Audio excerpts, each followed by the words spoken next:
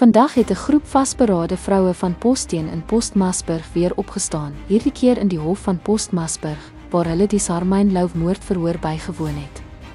Hul boodskap is duidelik, geen borg vir die beskuldigde nie, en die reg moet sy volle gang gaan.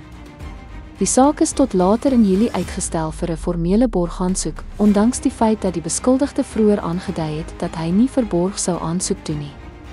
Groot kommer heers ook oor die verdwyning van die nadoodse ondersoekverslag, wat nou spoorloos is.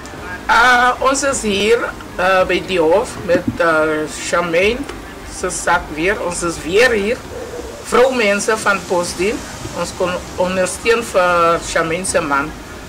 Dis baie belangrik om mekaar te ondersteun, want partykeer dan dink die familie, hulle is alleen.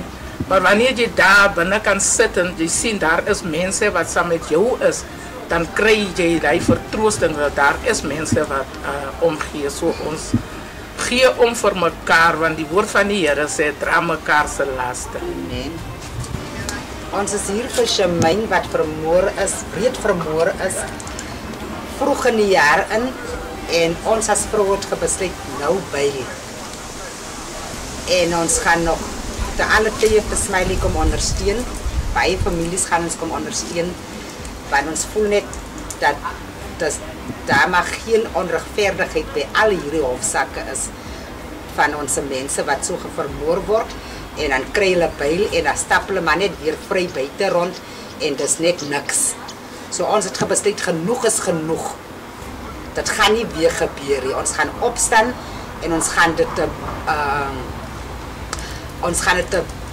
kry nie die woord nie, maar in elk geval ons gaan seker maak dat ons daar gaan justice is vir almal wat vandag met 'n hartseer sit. Daar's ouers wat met seer sit, daar's kinders wat met seer sit, daar's manne wat met seer sit. So ons voel net ons gaan dit nie meer toelaat as die vroue van Postdien. Daarom het ons die groep gestig Women in Black om te kan veg vir justice in Tsantsabane. Die vroue is geen vreemdelinge vir aksie nie. Onlangs het hulle ook ingespring toe een van die grootste skole in die streek vir maande sonder elektrisiteit was. Danksy hul tussenkoms kon die agterstallige kragskuld betaal word en het onderrig weer normaal hervat.